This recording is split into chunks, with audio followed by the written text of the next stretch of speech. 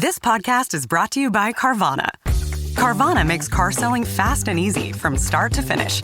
Enter your license plate or VIN and get a real offer in seconds, down to the penny. If you accept, Carvana will come pick up your car from your driveway. Or you can drop it off at one of our car vending machines. Either way, you get paid instantly. It's fast, transparent, and 100% online. Car selling that saves your time. That's Carvana. Carvana. Pickup fees may apply. ¿Hablas español? Sprichst du Deutsch? If you used Babbel, you would. Babbel's conversation-based techniques teaches you useful words and phrases to get you speaking quickly about the things you actually talk about in the real world, with lessons handcrafted by over 200 language experts and voiced by real native speakers. Babbel is like having a private tutor in your pocket. Start speaking with Babbel today. Get up to 55% off your Babbel subscription right now at babbel.com/Spotify. Spelled BABBEL.com/Spotify. Rules and restrictions may apply. Support for Ben Franklin's World and the Doing History to the Revolution series comes from the Omohundro Institute and the Great Courses Plus.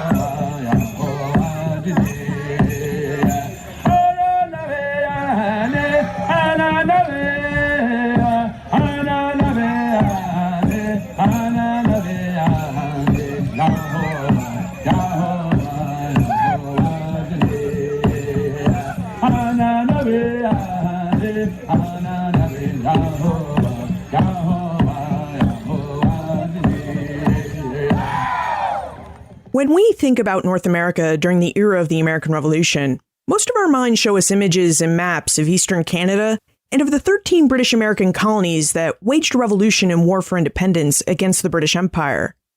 But what about the rest of the North American continent? What about the areas we know today as the Midwest, the Great Plains, the Southwest, the West, and the Pacific Northwest? What about Alaska? What went on in these other areas of North America while the 13 British American colonies waged their revolution and fight for independence? And for that matter, what did the American Revolution look like through the eyes of Native Americans? Did the revolution, its war, and the independent United States they produced impact them? To best understand the American Revolution, we must explore it from different vantage points. And as British Americans weren't the only people living in North America during the mid to late 18th century, we really need to explore what the revolution looked like within the larger context of the North American continent. Welcome to Ben Franklin's World, a podcast about early American history with Liz Covart. The study of history is key to understanding who we are and how we can affect a better future. Ben Franklin's World will introduce you to historical people and events that have impacted and shaped our present-day world. And now, here's your host, Liz Covart. North America is a vast place with a vast history. Therefore, it probably makes the most sense for us to start our new study of the Revolution with an overview of what the continent looked like beyond its eastern seaboard.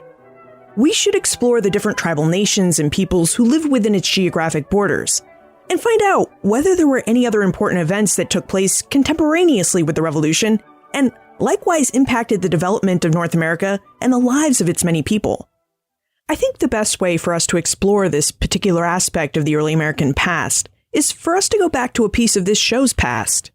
In episode 14, we spoke with Claudio Sant, the Richard B. Russell Professor of American History and the Associate Director of the Institute of Native American Studies at the University of Georgia. We spoke with Claudio about similar themes when we discussed ideas from his book, West of the Revolution, An Uncommon History of 1776.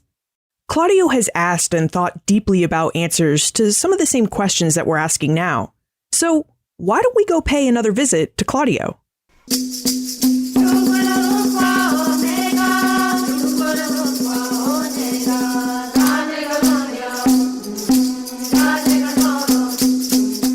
Claudio, thank you so much for joining us again.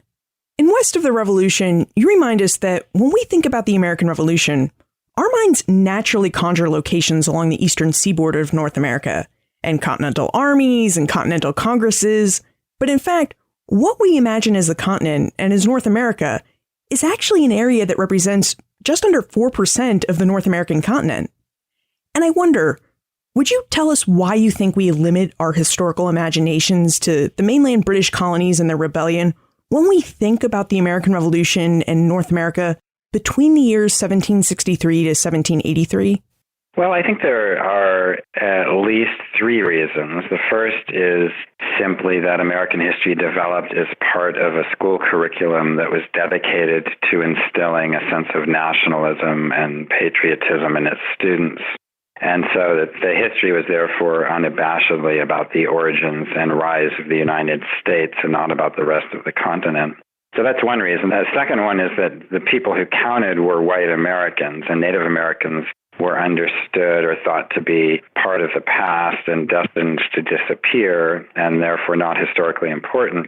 And a third reason is that the early U.S. population and the most influential and prestigious universities were concentrated in the Northeast. So the historians working there wrote about what was around them, what was in essence local history, but they called it national history and confused their small corner with the continent as a whole. You know, it sounds like when we think of the American Revolution and our traditional East Coast mindsets, we really limit our view of early American history and probably even of the revolution itself. Which begs the question, what happens when we extend our exploration of the American Revolution beyond the East Coast? I mean, I think simply put, those early histories are teleological, right? If they're focusing exclusively on the American Revolution, it is undeniably teleological. In teleological history, we're looking for kind of the seeds in the past that explain the world today, and we identify those seeds and make the case that somehow inevitably the world evolves to create the world we know today. But obviously we're not good at predicting the future, and we're not really good at predicting the past either. There were multiple possibilities of what could have or might have happened in North America, and I think it's informative to explore all of those possibilities. And Atlantic history has obviously shown us that we cannot understand the history of the colonies without paying attention to Europe and Africa. But we also can't understand the history of North America as a whole if we're always focused on the Atlantic littoral. You're right. There were many possibilities of what might have, could have, and even did happen in North America during the Revolutionary era. So why don't we start exploring some of those possibilities and happenings? Now, the Treaty of Paris 1763 ended the French and Indian or 7 Years' War, with the French, Spanish, and British dividing the North American continent along the Mississippi River. And at several points in west of the Revolution, Claudio discusses how this division actually created a lot of problems for both Euro-American colonists and Native Americans. Claudio, would you give us an example or two of how the European division of the North American continent along the Mississippi River actually proved quite inconvenient for the residents of the continent? Yes, I'll give you a couple of quick examples. One would be the Creek Indians who lived in Georgia and Alabama, and they had long traded with the French, the Spanish, and the British. And they recognized immediately the threat that was posed to them when the continent was divided along the Mississippi River by European powers, because whereas they had once been able to trade with 3 different empires, now they were really forced to trade solely with the British. And as a result, in the 1760s, they actually struck out for Cuba in an attempt to sustain their trade with Spain. And they, in fact, nearly succeeded, but the events of the American Revolution intervened. So that's one example. A second example would be the Lakota people who recognized that they, too, were now dependent on access to British trade goods since their French trading partners were no longer present. But for a variety of reasons, the British trade was erratic. The Spanish presence in the area was minimal, and as a result, they, instead of actually turning eastward, they turned westward towards the enormous bison herds that were in the Great Plains. So they migrated west. They had once lived in western Minnesota, but they migrated west and eventually discovered, as they said, the Black Hills, which became their sacred homeland. And by one account, the discovery occurred in 1775 or 1776, the same year as the Declaration of Independence. Another curious aspect of the French and Indian or 7 Years' War is how it temporarily ended conflict between European imperial powers, but led to protests, sometimes violent protests over imperial rule in British North America, and to violence between Native American peoples as far west as the Great Plains. How and why did the end of the French and Indian or 7 Years' War cause Native American violence as far west as the Great Plains, Claudio? So I think probably the best known example of violence that was set off by the end of the French and Indian War was Pontiac's Rebellion, which erupted in the Great Lakes region as a result of the expansion of the British into the area. The British were imperious. They were eager to establish their rule, even though they hadn't actually conquered anyone in the region. They had defeated the French, obviously, but hadn't defeated the many indigenous nations in the region. And they were contemptuous and dismissive of Native Americans, and Native Americans recognized that. So that led to this rebellion that was set off in 1763. And Pontiac's Rebellion in turn disrupted trade across the Mississippi River, which affected the Lakotas, as I just mentioned. And then as the Lakotas expanded westward, they pushed out earlier residents of the Black Hills. So there was just this kind of sequence of repercussions that extended westward across the Great Plains. Now, by contrast, the Osages who lived further south in present-day Missouri found that they were actually advantaged by the geopolitical changes. Spain was a weak presence west of the Mississippi, and British smugglers carried trade goods into the region. So as a result, the Osages had to answer to no European power, and they expanded relentlessly over the last quarter of the 18th century. Jefferson would later observe that the Osages were the true power in that part of the continent. You mentioned the Spanish. And when we think about the early American West, we can't help but think about the Spanish. They had settlements in the Gulf Coast, the Southwest, and in California. And given this presence, I guess it shouldn't be surprising that Spain watched and participated in the American Revolution. I mean, between 1776 and 1778, the Spanish helped smuggle arms and ammunition to the revolutionaries. And in June 1779, they joined the revolutionaries' fight against the British as allies of the French. So, Claudio, there must have been reasons for this. What exactly was going on in Spanish America during the American Revolution? In North America, Spain was eager to reacquire what it had lost during the 7 Years' War when it had ceded Florida to Britain. So as a result, it sent out spies to monitor affairs in the rebellious British colonies. This was an effort that was largely centered in Cuba, and it kept in contact with indigenous peoples in the southeast who Spain thought might prove useful in the event of a potential conflict.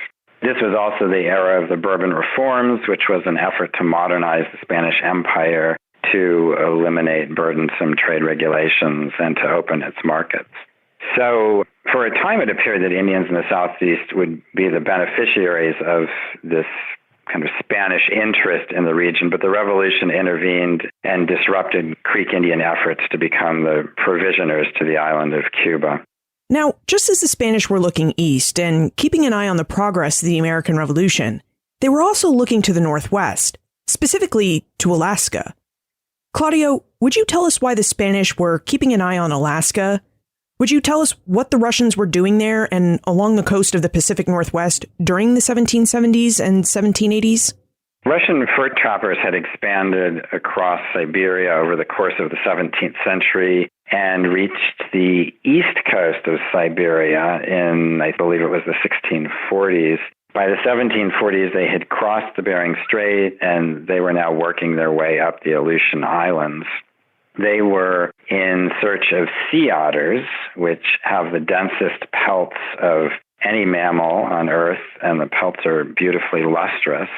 Unfortunately for the Russians, they needed local assistance to hunt the animals, so they depended on Aleuts and Aleut labor. And to secure that labor, they held Aleuts as ransom to force them to hunt for sea otters. They destroyed bidarkas, which are these beautiful and very sophisticated handcrafted boats that the Aleuts made and depended upon to feed themselves and their families.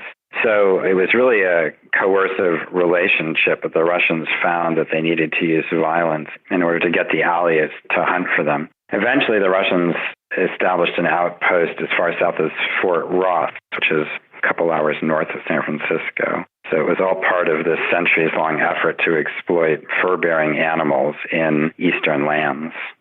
Why were the Spanish so concerned with what the Russians were doing in Alaska and the Pacific Northwest? How did the Russians prompt the Spanish to think about colonizing California?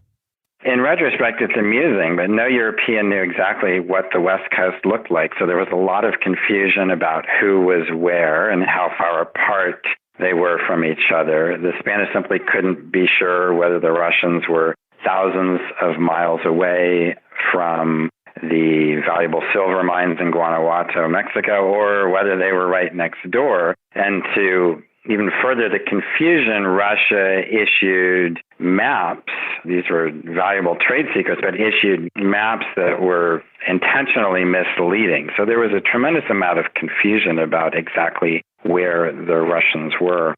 So the rumors of Russian expansion and the imagined threat led Spain to push its way up the West Coast in the 1770s. So it established San Diego and Monterey in 1769 and 1770, and then my hometown of San Francisco in 1776. Was the Spanish interest in settling California just to keep the Russians far away from their more lucrative colonies to the south? I mean, why were the Spanish interested in California? There was nothing particularly valuable about California itself. There were no resources that Spain was interested in exploiting.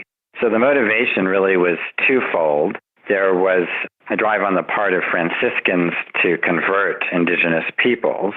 That was certainly true. But then the second part was that because of this uncertainty about where the Russians were, there was always this fear that there was a great river. Some people said it maybe entered the San Francisco Bay Area, but that there was a river that coursed through California and turned south and ended up somewhere in northern New Mexico. So the fear then was that whichever European power got hold of this river, they'd simply be able to sail upriver and take over these valuable Spanish possessions. So there's this real geostrategic reason for establishing outposts on the California coast. Now, one of the themes of your book, West of the Revolution, is interconnectedness and contingency. How actions in one place usually had ripple effects that led to actions and consequences in another place. To take our conversation back east towards the Revolution, did the fact that the Creek and Choctaw peoples, who you mentioned earlier, did the fact that they got caught up in the military aspects of the American Revolution impact or have any ripple effects for Native American peoples who live further west? Well, in some ways, the American Revolution wasn't the most important event for these peoples. Inevitably, there were repercussions, but I think they were fighting larger and longer-term battles with how to adapt to the presence of Europeans, and whether they were trading with the British or trading with an independent and newly created United States, I think was less important to them than these larger questions about how to retain their sovereignty and how to sustain themselves amidst these really significant environmental changes that were unleashed by Europeans.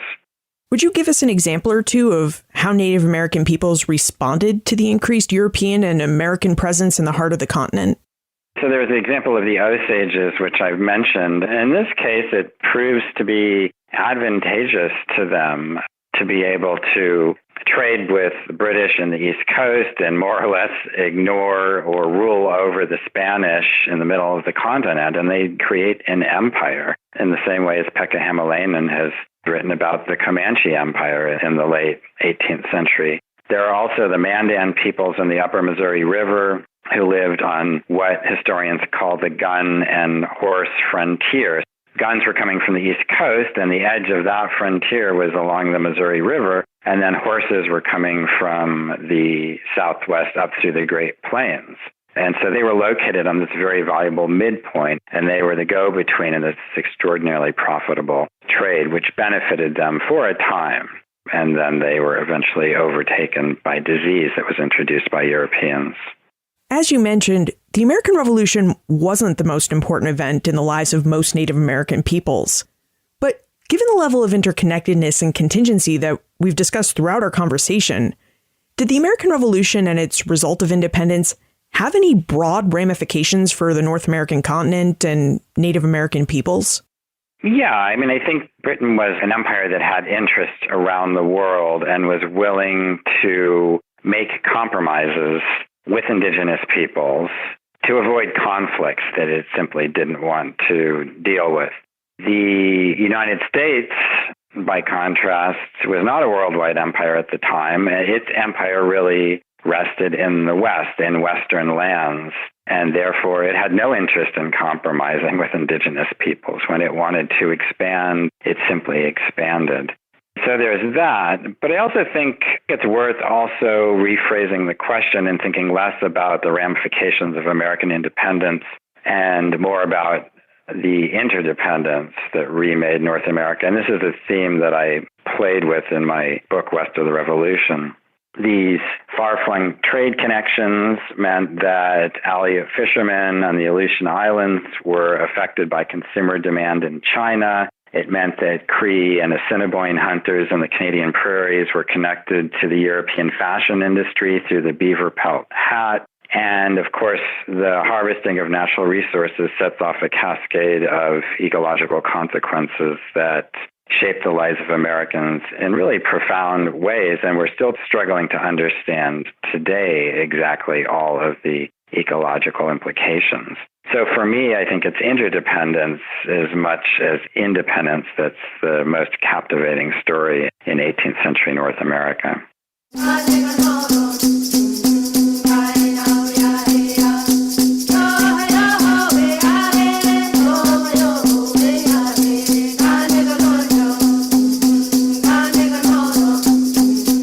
So it turns out that there was a lot going on across North America as the British American colonists waged their revolution and war for independence. The end of the 7 Years' War changed the geopolitics of North America. The war saw the British dismiss the French from the continent, the Spanish position weaken, and changed the dynamics of power and trade for many tribal nations. After the war, the Creek sought to keep their trade prices competitive by re-establishing trade ties with the Spanish in Cuba. The Lakota found British trade to be so erratic that they turned westward toward the great bison herds of the Great Plains and made their way into the Black Hills of South Dakota and Wyoming, which they then made their sacred homeland after they displaced other native groups. Meanwhile, the Osage people, who lived around present-day Missouri, found that the geopolitical changes wrought by the 7 Years' War favored them, and they expanded their power and territorial holdings in the middle of the continent. Now, further north and west, in Alaska, we find the Russians hunting for sea otters and wreaking havoc on Aleut communities, which made the Spanish nervous enough about the security of their bullion mines down in Mexico that they pressed north and west into California to create buffer settlements against the perceived Russian threat, as well as to convert the native peoples of California to Catholicism. But why don't we notice all of this important history when we study North America during the American Revolutionary era? Claudio pointed us to 3 reasons why we rarely look west when we study the American Revolution. And all 3 of these reasons have to do with the way that Americans wrote their first history books. 1. American history was originally designed to instill a sense of nationalism and patriotism in the American people. Therefore, the earliest histories were unabashedly about the origins of the United States. 2. At the time when historians wrote these earliest histories of the United States, they viewed white people as the only important people. And 3, the earliest historians wrote only about what was around them, which were the people and events centered along the eastern seaboard, the events of the 13 British North American colonies and their American Revolution. Now, as Claudio revealed, when we study the American Revolution within the context of the larger history of the North American continent, we find that the American Revolution just wasn't the most important event going on as far as most of the continent's inhabitants were concerned. For most North American inhabitants, the biggest fight wasn't about independence from the British Empire. It was about the right to retain their sovereignty as tribal nations and how to adapt to all the environmental and demographic changes that came as people moved across the continent and harvested its rich natural resources. So now that we have some broad answers to our broad questions, let's get a bit more focused. Let's explore how one group of indigenous people lived through and experienced the Revolutionary era, and see how they responded and adapted to the geopolitical changes that took place during the period. Now, as Claudio took us pretty far west across the continent, let's come back east and explore the experiences of the Haudenosaunee or Iroquois people. Haudenosaunee ancestral territories spanned across what is now New York State, and their influence among other Native American peoples spanned even further, as far south as Tennessee and as far west as the Mississippi River. The Haudenosaunee participated in the Revolutionary War in various ways, all to protect their people and their territory.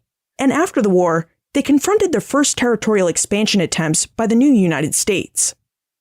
Exploring the Haudenosaunee will allow us to see just what the American Revolution looked like to some Native Americans, and how one people responded to the continent's changing geopolitics. Alyssa Mount Pleasant will be an able leader for our investigation of the Haudenosaunee. She's an assistant professor of Native American Studies in the Department of Transnational Studies at the University at Buffalo. She works at the intersection of Native American and Indigenous studies, and her area of expertise is the history of the Haudenosaunee. She's published many articles, and she's at work on a book tentatively titled After the Whirlwind, Haudenosaunee People and the Emergence of U.S. Settler Colonialism, 1780 to 1825.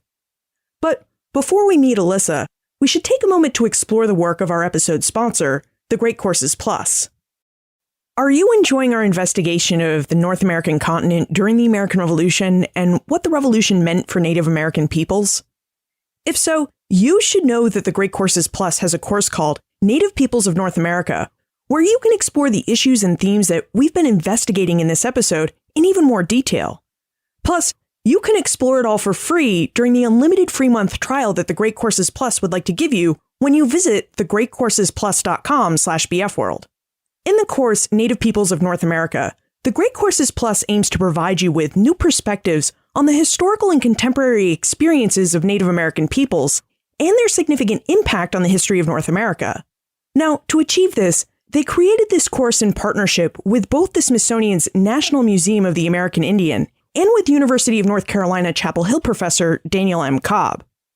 In this course, you'll find a 31-minute video, which you can watch entirely on your own schedule and on any device with an internet connection. You'll find a course called The American Revolution Through Native Eyes, in which Professor Cobb explores 3 ways Native Americans experienced the Revolution: as allies, as participants in their own civil wars, and as neutral parties. He'll also discuss how the end of the Revolution held little meaning for most Native Americans. Visit thegreatcoursesplus.com/bfworld so you can take your investigation of Native American history further with Native Peoples of North America, and with this particular lecture, The American Revolution Through Native Eyes. Again, visit thegreatcoursesplus.com/bfworld to sign up for your free unlimited month of courses.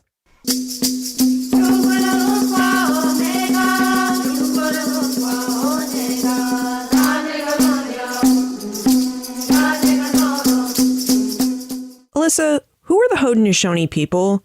Would you tell us about them, where they lived, and what their culture and society was like by the mid to late 18th century? So the term Haudenosaunee means people building a house or people of the longhouse. And in the 20th century, it typically refers to the 6 nations: the Mohawk, Oneida, Onondaga, Cayuga, Seneca, and Tuscarora nations.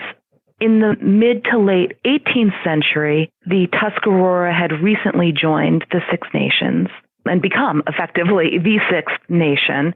Haudenosaunee people during that time period had significant settlements throughout what is today's central and western New York, from the Mohawk Valley all the way to Lake Erie. And there were dozens of towns and villages of varying scales. Reports from the 1779 Scorched Earth campaign by Major General John Sullivan document over 40 communities in the Finger Lakes region of New York State alone. In terms of what the communities looked like, they had massive agricultural fields, orchards. They had some livestock that roamed freely, and there were a variety of house forms, from the traditional longhouse, which is a multifamily dwelling, to those that outwardly appeared much more similar to colonial dwellings of the period. In terms of the economy, agriculture, fishing, hunting, gathering, and trade all had an important place. And in terms of the organization within communities, Haudenosaunee people had matrilineal and also matrilocal social organizations, so clans, which are one of the major forms of identification. In addition to identification with a particular nation, is something that descends through the mother. In terms of relationships with colonists, by the mid to late 18th century, Haudenosaunee people had over 150 years of experience working with, dealing with colonists in a variety of capacities. In some cases, they were neighbors, especially in the Mohawk Valley. Sometimes they were tenants. David Preston's written a valuable study looking at tenancy and leasing by Haudenosaunee people. Also, they might be part of extended families. Sir William Johnson, for example, is a very well-known instance of prominent colonial figure who is part of a much larger Mohawk kin network. He was married to Molly Brant. Also, missionaries have relationships with Haudenosaunee people in a variety of regions. And additionally, Haudenosaunee people on the borderlands in places like the Upper Susquehanna River had multinational settlements where they received people who had been displaced by colonial violence. So the Haudenosaunee had really dynamic multicultural societies. Absolutely. With a wide range of relationships, a long-standing social and political formations that have a significant role in both their organization internally and also in terms of their external relationships with other Native people and also non-Native people. Could we look at some of the Haudenosaunee's internal and external relationships? Because among other Native American peoples, Europeans, and American settlers, the Haudenosaunee had a reputation for being a very powerful people who were highly skilled as both warriors and diplomats. So I wonder if you would tell us a bit about Haudenosaunee diplomacy. Certainly. One of the places to start with this is that there has been a great deal of interest among scholars and before that among colonists themselves about Haudenosaunee diplomacy and governance. Part of that was the significant military presence that Haudenosaunee people had in the Northeast, as well as their influence among neighboring and even distant tribal nations. So in 1727, Cadwallader Colden published the History of the Five Indian Nations, which is one of the first published studies of Haudenosaunee people. And I think, it's an important publication that signals the sustained interest that colonial figures had in understanding Haudenosaunee society, history, forms of governance, etc. And then far more recently, one scholar who was writing in the 1990s suggested that Haudenosaunee people have actually been overstudied. Lots of folks have pushed back against that since that publication, but it, I think, speaks to the long-term fascination, if you will, with Haudenosaunee people and particularly Haudenosaunee diplomacy. That's also reflective of the efficacy and prominence of Haudenosaunee people in the Northeast. And I would argue that this prominence and this efficacy is a consequence of a system of governance and way of life that's described and prescribed in Ganeshagoa, or the Great Law of Peace. This is a living tradition. Great Law recitals occur up through the present day. The Tonawanda Seneca Reservation hosted a week-long recitation this past summer, and there are plans to host another recitation at the Tuscarora Reservation in the summer of 2018. And there are currently 3 reservation territories that continue to practice traditional governance as their only form of governance. And the Great Law of Peace, or Ganeshagoa, is obviously, given the references to the length of time that it takes to recite the law, is something that is incredibly detailed and complex, and it informs not only relationships among and between Haudenosaunee member nations, if you will, but also with neighboring peoples, native and non-native. Could we explore Ganeshagoa, or the Great Law of Peace, in more detail? Would you tell us more about it? So a brief synopsis is always going to be inadequate, but this is a socio-political philosophy that indigenous knowledge keepers and scholars have been studying for ages and continue to talk about. But it is, in a nutshell, a tradition. It's a form of governance that emerged during a period of tremendous strife among 5 nations in today's New York State. It was brought to Haudenosaunee people by a significant figure who's known as the peacemaker as a way to provide guidance and outline appropriate relationships between peoples and to respond to internecine violence that was incredibly disruptive to nations and communities at that time. One of the things that I think maybe is useful for discussions of relations with non-native peoples and also with native peoples as well is that there is within the Great Law of Peace some guidance and acknowledgement about grief, particularly grief that surrounds the loss of loved ones and leadership and the consequences of that grief if it's not adequately acknowledged and dealt with. Part of the context for the Great Law is that there was ongoing and escalating violence among the 5 nations at the time that the peacemaker visited. And he proposed some protocols for condoling people, offering condolences for people who have suffered loss so that they can address their grief and resist efforts to strike out violently and continue these cycles of death and destruction. And these protocols of condolence, these protocols for addressing grief allowed people to come to a better mental framework, right? A healthier way of thinking and what Haudenosaunee people talk about as the good mind. And when people have a good mind, they can have good, healthy relationships among themselves and also with other peoples. So as a result, they're able to move beyond violent tendencies, right? So this is the groundwork that the peacemaker presented to Haudenosaunee people to allow them to come to a place where they could move beyond these violent impulses and develop relationships that respected individual nations and individuals within those nations to come together in a form of governance that would respond to, among other things, loss of life in more productive ways. And so there's a lot more to say about it, obviously, but the protocol of condolence is something that emerges in the diplomatic record in important ways. And in a diplomatic context, there is a protocol where visitors to communities are welcomed at the edge of the settlement.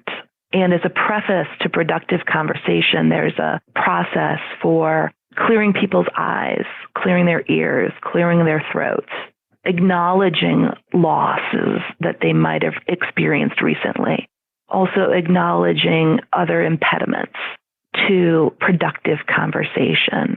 And this is something that's repeated over and over again in the diplomatic record that we see from the colonial period and also the early American period.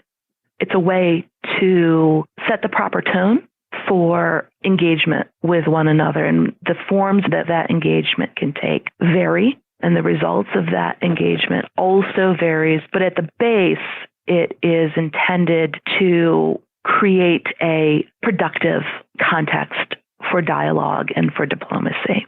One of the prominent symbols of the Great Law of Peace is a wampum belt, and there are numerous wampum belts that are associated with the Great Law and that convey the messages of the Great Law. One of these belts is frequently referred to as the Hiawatha Belt. And this is a prominent symbol for Haudenosaunee nations and the form of governance and cooperation among the nations that emerged as a result of the peacemaker's message. Visually, it can be described as a chain of sorts that has links that represent each of the 5 nations. And it's a chain that also has openings at either end that signal the possibility that other nations and other people might potentially join with the Great Law, embrace its message, and become members, if you will. And this is how the Tuscarora Nation came to be the 6th member of the Haudenosaunee. So the Great Law is expansive. It anticipates possibilities that others might embrace the message of peace, power, and righteousness that the peacemaker conveyed. And it's also a model of governance that in certain ways has been adapted over time. The vision of expansion, right, is something that during the 17th century didn't work, right, in relationships with Dutch and then English colonists. So as a result of the recognition that Dutch and English colonists were not interested in subscribing to the Great Law, Haudenosaunee people developed another approach, and that is symbolized in Goswenta, which is another wampum belt that is often referred to as the two-row wampum. And that is visually a belt that, as it's described, has two rows of beads, a row of purple beads and a row of white beads that run parallel to one another and that are described as embodying the understanding that it's possible for Haudenosaunee nations and colonial nations to coexist, and also indicates the expectation of non-interference in the government, religion, and way of life of one or the other. It seems like these protocols of grief and grievance prescribed by the Great Law must have been very important during periods of war, like during the American Revolution and its war for independence. And as we know, both of these events confronted and divided both British American communities and Native American communities. So, Alyssa, would you tell us how the Haudenosaunee responded to and experienced the Revolution and its war? That's a big topic. I guess one of the first things I want to do is that there certainly are plenty of grievances that Haudenosaunee people had during the colonial period, and they worked to the extent that it was possible to address those grievances through diplomatic measures. And that's different than grief that I was talking about with connection to the Great Law of Peace. I think grievance and grief are not disconnected, but in the context of the Great Law, grief is about the loss of life, right? The loss of human life. In terms of thinking about the Revolutionary War and Haudenosaunee people, as my example of Goswenta, or the two-row wampum, indicates, Haudenosaunee people are pragmatic, and in the Revolutionary War, they're, and still to the present day, interested in protecting the territory, or territories, and the people. So when we look at the outset of the Revolutionary War, one of the initial messages that Haudenosaunee people received from both British and American representatives was that this was an internal conflict that they did not need to be involved with. Initially, they were very strongly encouraged to remain neutral. It didn't take long for both the British and the Americans to shift their approach to their conversations with Haudenosaunee people about the conflict and to solicit support. Depending on the particular location that the nations had, they took a variety of approaches to relationships and involvement in the Revolutionary War. So Oneidas, for example, whose territory was located in a region that was closest to the colonial settlements in the Mohawk Valley and points west, and took an approach where they supported the American effort. Mohawks, whose territory further east had already been significantly affected by colonial expansion, had strong relationships with the British that in some ways are related to the kin connections they had with Sir William Johnson, who was a British official working in Indian affairs, supported the British cause. And tribal nations that were further geographically removed from colonial settlements tended to support the British effort as well, and to reinforce their longstanding alliance with the British through a series of actions in a variety of locations, whether that is in border warfare, targeting colonial settlements, or in other places like the Battle of Oriskany. And the Haudenosaunee people maintained these alliances through the Treaty of Paris in 1783 and experienced significant consequences as a result. Yeah, we should talk about the Treaty of Paris 1783. We know that it ended the Americans' war for independence by securing independence for the new United States. But what did this treaty mean for the Haudenosaunee and other Native American peoples? So Native people and tribal nations were already independent, right? They're sovereign nations that had alliances with a variety of colonial powers, whether they're French, British, Spanish, etc. And one of the things that was really significant about the Treaty of Paris is that the terms of the agreement were shocking to Native people. They considered themselves independent. They had, as I mentioned before, alliances, diplomatic relationships, and they had fought beside the British in many cases because of these alliances and this long-standing diplomatic relationship. And in the early 1780s, many of these nations and their warriors were successfully defending their territories. So news of British capitulation didn't align with their experiences of the conflict. The terms of the treaty itself granted to Americans claims to territory that the British had no control over and didn't have any right to cede. So that was shocking and deeply upsetting to tribal nations on a number of levels. They had effectively been abandoned at the negotiating table, and certainly their interests weren't represented by their erstwhile allies. Following the Treaty of Paris, Americans moved to call for meetings with various groups of tribal nations and to negotiate, which is a term that I use loosely in this context, a number of treaties between 1784 and 1786.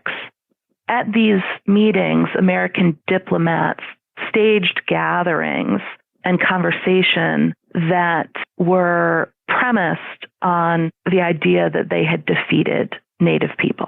They took coercive approaches to the development of these documents. So in 1784 at Fort Stanwix, there is a treaty agreement that provides a good example of how this worked. For Haudenosaunee people who attended this conference, these diplomats were not authorized to make land cessions. However, Americans were insistent on land cessions. They were insistent on the language of conquest. And they actually took hostages in part of their process for coercing an agreement that made vast claims to Haudenosaunee territory and submission. The treaties that took place in the mid-1780s, understandably, given the circumstances that I've described, prompted ongoing resistance, both violent resistance and also resistance that took place in diplomatic contexts. For Haudenosaunee people, they pursued a variety of strategies for addressing this very difficult situation, which included diplomatic efforts in a number of fronts, both along the eastern seaboard in colonial centers and also in the Great Lakes with other Native peoples as they attempted to make sense of a tremendously tumultuous period that threatened their independence, their territorial integrity, and their sovereignty in a number of ways. As Alyssa described, the Haudenosaunee adopted a very diplomatic form of resistance to the Americans' post-revolution migrations and land grab. I mean, in New York alone, we're talking about 700,000 to 800,000 New Englanders migrating into New York State and claiming native lands as their own between 1783 and 1830. But not all Native American peoples resisted territorial claims with diplomacy. Alyssa, would you tell us what happened in the Ohio Valley during the mid to late 1780s? Well, one of the things that people often don't realize when discussing the conclusion of the Revolutionary War is that violence continued in the Ohio country through the 1790s. For people in the Ohio country, for Native people in the Ohio country, they had been dealing with colonial expansion for decades. And they were, speaking quite broadly here, there was extensive commitment to ongoing resistance to this expansion. They faced a different sort of incursion of colonists than Haudenosaunee people did. They had a much larger population of Americans who were interested and actively seeking to move into their territory. They mounted an armed defense against this invasion. This was an ongoing struggle that the United States devoted tremendous resources to. So, for example, in the early 1790s, Secretary of War Henry Knox requested 5,000 troops and annual expenditures that exceeded $1 million in order to prosecute efforts for American expansion into the region. In 1791, there were 2,700 troops who were stationed in the Ohio country, and they represented about 80% of American forces at that time. So there's a tremendous amount of militarization of this region. Native people experienced some significant victories early on in this process.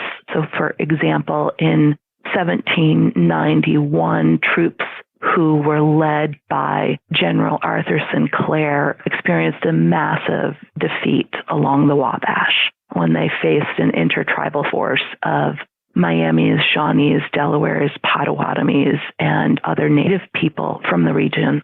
Americans suffered over 600 deaths of soldiers and militiamen, and several hundred people were wounded. That amounted to about half of Sinclair's troops. For Haudenosaunee people in their homelands, they had already experienced an invasion and significant devastation during the Revolutionary War in the 1779 campaign that was prosecuted by Major General John Sullivan. And when I look at the records of this period, one of the things that is striking to me is the ways in which Haudenosaunee people actively resisted pressures to become involved in the violence in the Ohio country. And this was pressure that they received both from tribal nations in the Ohio country and also from the United States. And the ways in which they worked to avoid a similar violence within their communities that they were witnessing happening to the south and west of their territory. Now, how did these disagreements, which we've been talking about over land and diplomacy, turn out when they did find some resolution in 1794?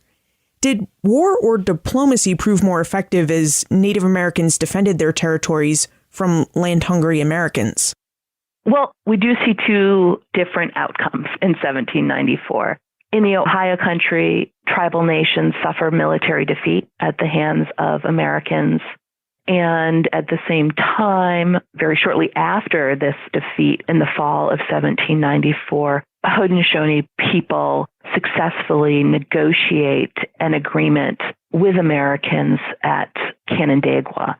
This Treaty of Canandaigua is a treaty that I argue is the outcome of a decade of concerted efforts at diplomacy by Haudenosaunee people who are pursuing a variety of efforts to reach out to American representatives, American diplomats, American officials, and effectively reshape their relationship with the United States that is described in the terms of the Treaty of Fort Stanwix from 1784.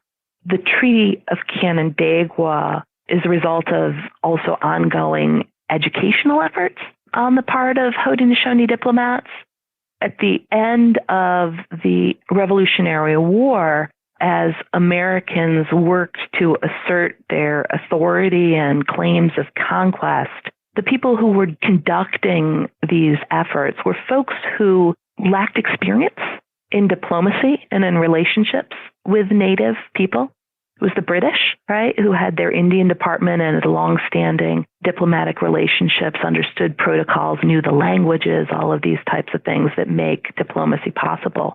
So there was a tremendous learning curve for Americans as they tried to develop some sense of cultural literacy, if you will. And Haudenosaunee people who were invested in rectifying the diplomatic relationship, if you will, took on the task of educating American officials. And Timothy Pickering, who presided over the negotiations at Canandaigua in 1794, was someone who was receptive to these overtures and was willing and able to learn about proper protocols for diplomacy within a Haudenosaunee context.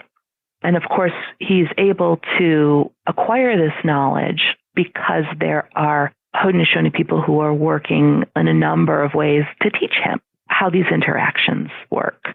And this comes out of a commitment to avoid further destruction of communities and further violence against Haudenosaunee communities that were in the midst of an ongoing recovery following the 1779 invasion of their territories by Americans.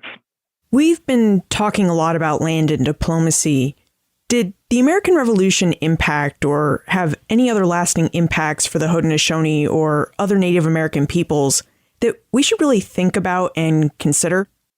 Well, the American Revolution created a context for the emergence of a new settler colonial nation, a new nation that was and is predicated on the absorption of the territories of tribal nations. And this emerges most clearly in the period that we're talking about in these treaties from the mid-1780s. And then you see a variety of responses to these assertions, right, of conquest. And then for Native peoples in the wake of the Revolutionary War, there are extraordinary pressures that emerge in a variety of ways against land, against the social, political, spiritual practices of Native peoples as the United States works to assert its authority over Native people and tribal nations and to eliminate those nations in a variety of ways. Some of my work has touched on the so-called civilization program that emerges in the 1790s as an extension of much earlier efforts to convert Native people to Christianity and incorporate Native people into colonial society as subservient members of that society. So there's a variety of ways in which the Revolutionary War has immediate and ongoing consequences for tribal nations. And another thing to know about this is that despite these efforts, in the present day, there are over 560 tribal nations that have nation-to-nation relationships with the United States. And so nation-to-nation and government-to-government relationships. For Haudenosaunee people, their territory, particularly Seneca people, Cayuga people, and Onondaga people, their territory is opened to settlement by Americans following treaties in the late 1790s, and particularly, and this is a process that really accelerates after the opening of the Erie Canal in 1825. And so we see ongoing struggles on the ground to deal with some of the larger patterns that I just described.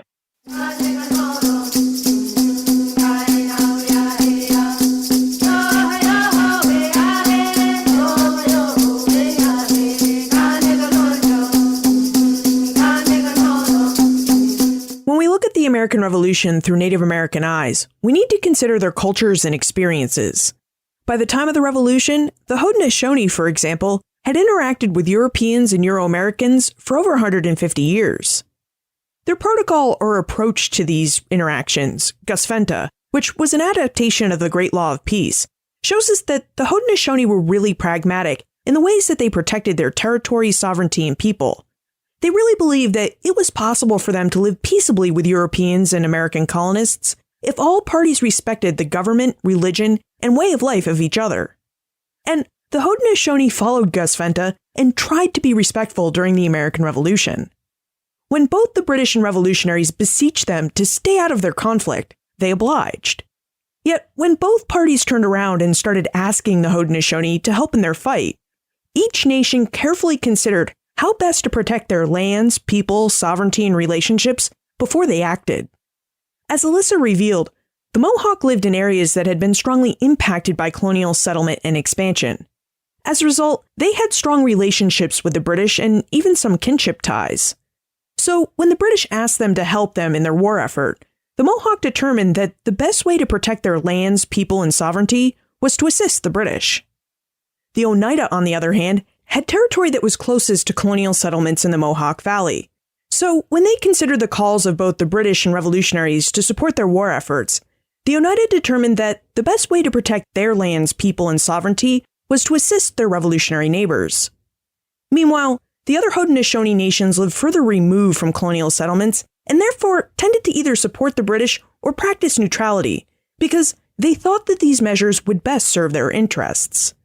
Yet, as involved in the Revolutionary War as the Haudenosaunee and other Native American peoples were, neither the British nor the revolutionaries consulted them when they sat down to negotiate the Treaty of Paris in 1783. Instead of being treated as the independent, sovereign nations and allies that they were, the British abandoned their allies and the Americans treated them as conquered peoples. As Alyssa mentioned, neither of these viewpoints jived with how most Native Americans experienced the war. In the early 1780s, many Native American peoples had been successfully defending their lands. So news of the British capitulation came as a shock, as did the British land cessions. Although they had no right to do so, the British ceded Native American lands to the United States. After the war, Americans tried to push west and secure the new territories and borders described in the Treaty of Paris.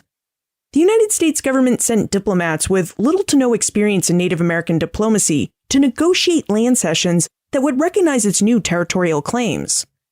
Naturally, these indelicate and imperious attempts met with resistance from Native Americans. In the Ohio Country, Native American peoples committed themselves to defending their people's sovereignty and territory from American incursions with force. The United States devoted a tremendous amount of resources to defeat this armed resistance. In the early 1790s, Henry Knox stationed 2,700 soldiers, or roughly 80% of the United States Army at the time, and requested more than $1 million, a huge sum, all to force the government's land claims on the region's inhabitants. Likewise, the United States demanded that the Haudenosaunee formally cede territories that they believed they had won in their victory over the British. The Haudenosaunee also committed themselves to defending their lands, people, and sovereignty. But given the severe devastation the Revolutionary War wrought on their homelands, and the loss of life that their people experienced during the war, they chose to resist diplomatically. The Haudenosaunee spent 10 long years educating American diplomats in Haudenosaunee diplomacy, and their efforts culminated in the Treaty of Canandaigua in 1794. As our conversations with Claudio and Alyssa have revealed, our study of the American Revolution is incomplete when we don't look west and when we don't examine its immediate and ongoing consequences for Native American peoples. Life in North America was interconnected and interdependent. The American Revolution disrupted some of these connections, which meant, just as we saw in terms of Haudenosaunee and American diplomatic relationships, these connections had to be reforged and reshaped after the Revolution.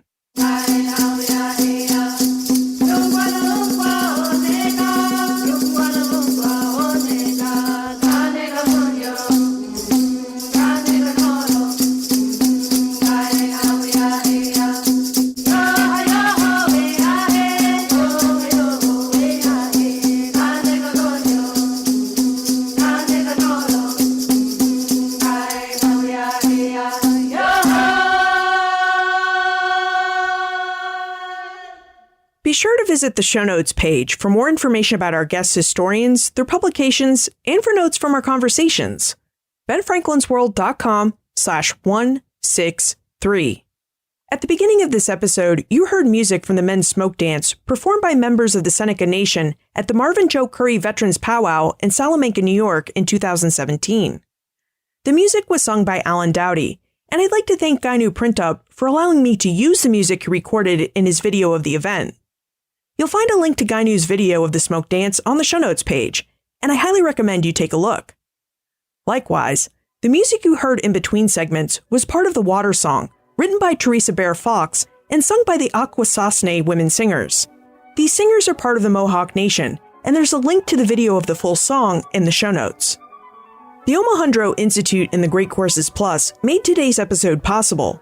To claim your 1-month unlimited free trial of all the courses the Great Courses Plus has to offer, visit thegreatcoursesplus.com/bfworld. Finally, how does looking at the American Revolution within the context of what was going on across the North American continent change your view of the period's history? Send your answers to liz@benfranklinsworld.com, tweet me @LizCovart, or post a comment in our listener community on Facebook. And remember, never leave till tomorrow that which you can do today. Are you interested in the parts of history that remain a mystery? Do you want to learn more about the historical myths and misconceptions used to prop up false belief today? I'm Nathaniel Lloyd. In my podcast, Historical Blindness, I delve into all of these topics, sharing puzzling tales from the past and examining hoaxes, conspiracy theories, and misremembered events that provide insight into modern politics and religion.